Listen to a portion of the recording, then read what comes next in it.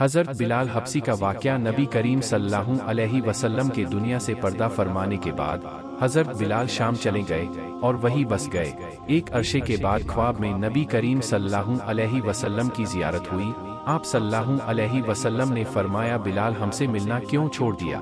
آنکھ کھلتے ہی حضرت بلال مدینہ کے لیے روانہ ہو گئے۔ کئی دنوں کی مسافت کے بعد حضرت بلال مدینہ منورہ پہنچے، مسجد نبوی میں حاضری دی اور روزہ رسول پر پہنچے۔ وہی بے ہوش ہو کر گر پڑے۔ ہوش میں آئے تو اہل مدینہ نے کہا، ایک بار وہی اذان سنا دے سرکار کے زمانے والی۔ حضرت بلال نے معذرت کی کہ اب مجھ سے برداشت نہیں ہوگا۔ لوگوں نے حسنین کریم سے کہلوایا، اب انکار کرنا ناممکن تھا۔ حضرت بلال نے اذان شروع کی تو اہل مدینہ رو پڑے، دل قابو میں نہ رہے۔ پیارے آقا صلی اللہ علیہ وسلم کا زمانہ تازہ ہو گیا، عورتیں بچے سب نکال آئے، غم سے نرحال بےقرار ہچکیاں بند گئی جب حضرت بلال نے کہا، اشہدو ان محمد رسول اللہ۔ لوگ چیخیں مار کر رونے لگے۔ حضرت بلال کی نظر ممبر رسول پر پڑی، ممبر خالی تھا، سرکار نہیں تھے۔ خالی ممبر دیکھ کر حضرت بلال گر کر بے ہوش ہو گئے، اذان مکمل نہ کر سکیں۔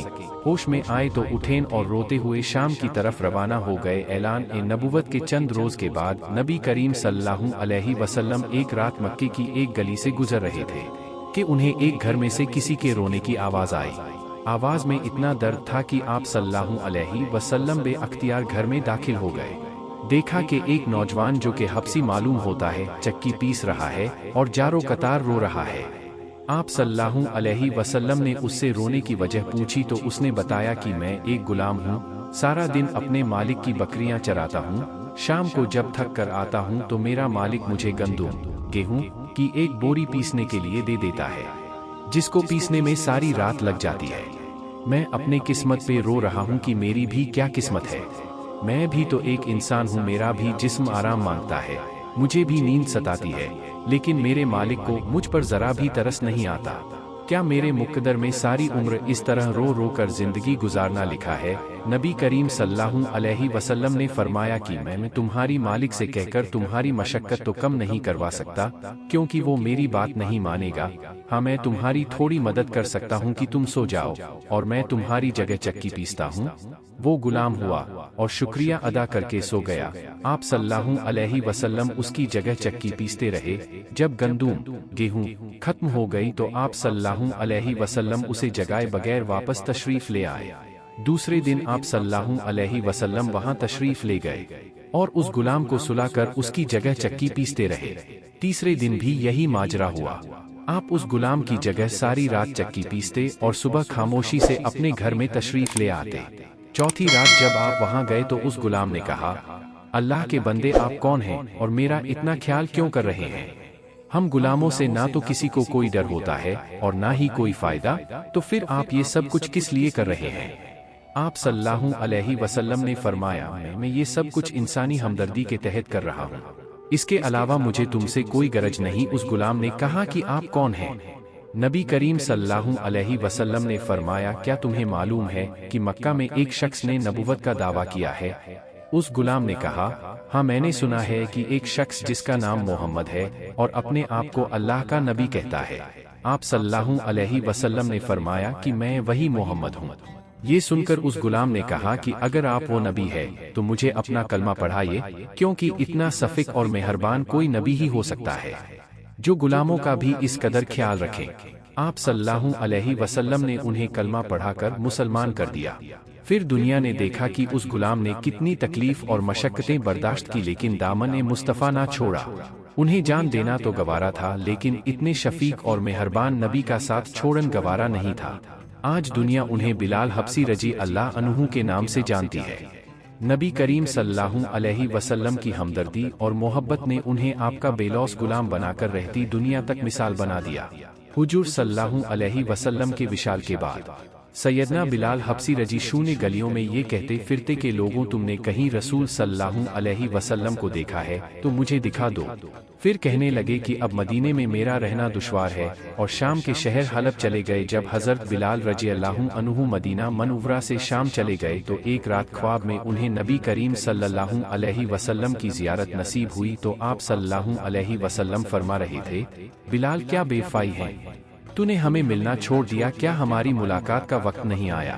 ख्वाब से बेदार होते ही उठनी पर सवार होकर लब्बाइक या सैयदी या रसूलल्लाह कहते हुए मदीना मुनव्वरा की तरफ रवाना हो गए। जब मदीना मुनव्वरा में दाखिल हुए तो सबसे पहले मस्जिद ए नबवी पहुंचकर हजरत बिलाल के निगाहों ने आलम ए वारफतगी में आप सल्लल्लाहु अलैहि वसल्लम को ढूंढना शुरू कर दिया, कभी मस्जिद में तलाश करते और कभी हुजरों में।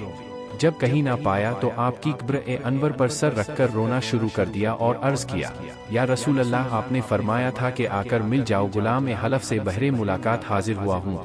ये कहा और बेहोश होकर मजारेपुर अनवार के पास गिर पड़े। काफी देर के बाद होश आया। इतने में सारे मदीने में ये खबर फैल गई कि मौजने रसूल हजरत बिलाल रजी शून्य अल्लाहु अन्हु आ गए हैं। मदीने तैयबा के बूढ़े जवान मर्द, औरतें और बच्चे इकट्ठे होकर अर्ज करने लगे कि बिलाल, एक दफा वो अजान सुना दो जो महबूब ए खुदा सल्लल्लाहु अलैहि वसल्लम के जमाने में सुनाते थे। आप रजी अल्लाहु ताला अन्हु ने फरमाया, मैं माजरत खा हूँ क्योंकि जब मैं अजान पढ़ता हूँ तो अशहदु अन्ना मुहम्मदर रसूलुल्लाह कहते वक्त आप सल्लल्लाहु अलैहि वसल्लम की ज़ियारत से मुशर्रफ होता और आप सल्लल्लाहु अलैहि वसल्लम की दीदार से अपनी आंखों को ठंडक पहुंचाता। अब ये अल्फाज अदा करते हुए किसे देखूंगा। बाद सहाबा कराम ने मशवरा दिया कि हसनैन करीमैन से सिफारिश करवाई जाए, जब वो हजरत बिलाल को अज़न के लिए कहेंगे तो वो इनकार नहीं कर सकेंगे। चुनाचे इमाम हुसैन रजी अल्लाहु अन्हु ने हजरत बिलाल का हाथ पकड़कर फरमाया, बिलाल, हम आज आपसे वो ही अज़न सुनना चाहते हैं जो आप हमारे नाना जान अल्लाह के रसूल सल्लल्लाहु अलैहि वसल्लम को इस मस्जिद में सुनाते थे। अब हजरत बिलाल रजी अल्लाहु ताला अन्हु को इनकार का याराना था, लिहाजा उसी मकान पर खड़े होकर अजान दें जहां नबी करीम सल्लल्लाहु अलैहि वसल्लम की जाहिर हयात में दिया करते थे। बात की कैफियत का हाल तो कुतुब सिर में यूं बयान हुआ है कि और मक्के से मदीना मुनव्वरा जा पहुँचे। रसूल करीम सल्लल्लाहु अलैहि वसल्लम ने मुहाजिरीन व अंसार का मवाखात कराया तो सैयदना हजरत बिलाल हबसी को हजरत अबू रोहिया का भाई बनाया गया, जिनसे आपको बेहद मोहब्बत थी। फिर जब मदीना मुनव्वरा में इस्लामी हुकूमत की दागबेल डाली गई तो 1 साल के बाद ये सवाल उठा कि लोगों को नमाज के लिए बुलाने के लिए कौन सा अंदाज अपनाया जाए। तो लोगों ने मशवरा दिया कि हर नमाज के बाद परचम बुलंद कर दिया जाए। कुछ ने कहा ना कुछ बजाया जाए।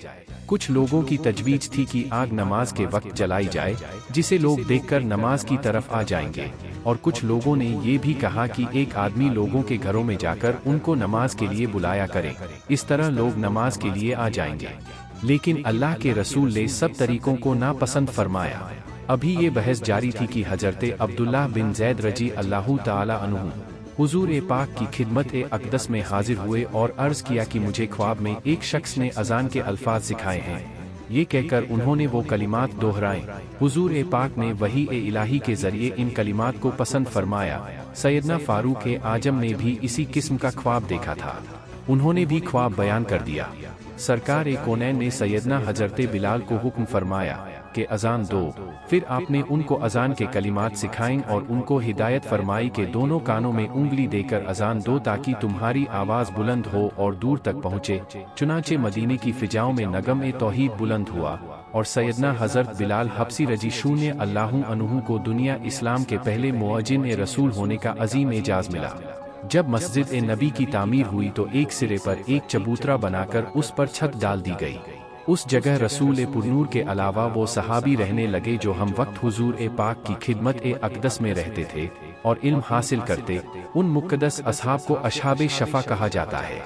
अरबी में शफा चबूतरे को कहते हैं और सैयदना हजरत बिलाल हबसी भी असहाब शफा में से। सरकार के विसाल के मुबारक के शाम की जंगों में शिरकत के लिए चले गए। बैतुल मुक़द्दस की फतह में भी आप शरीक थे। 16 हिजरी में जब हजरत शाम गए तो हजरत बिलाल जाबिया में उनका इस्तकबाल किया। किबला अव्वल पर तौहीद का परचम लहराने की खुशी में आपने वहां अजान दी। बाद में आप मदीना मुनव्वरा रवाना हो गए तो लोगों के शहजाद गाने रसूल के हुक्म पर मदीना मुनव्वरा में अजान दी तो औरतें घरों से बाहर हर तरफ कोहराम मच गया। आप मोहब्बत में बेहोश होकर गिर गए और बाद में मदीना मुनव्वरा छोड़ वापस शाम चले गए। 20 हिजरी में आपका विशाल हुआ और दमिश्क में बाबुल सगीर के करीब दफन किया गया। जब आपकी विशाल की खबर आजम को मिली तो आप रोते निराल हो गए। आप रोते जाते थे और कहते जाते थे, हमारा सरदार बिलाल जुदाई का दाग दे गए। आप वो आशिक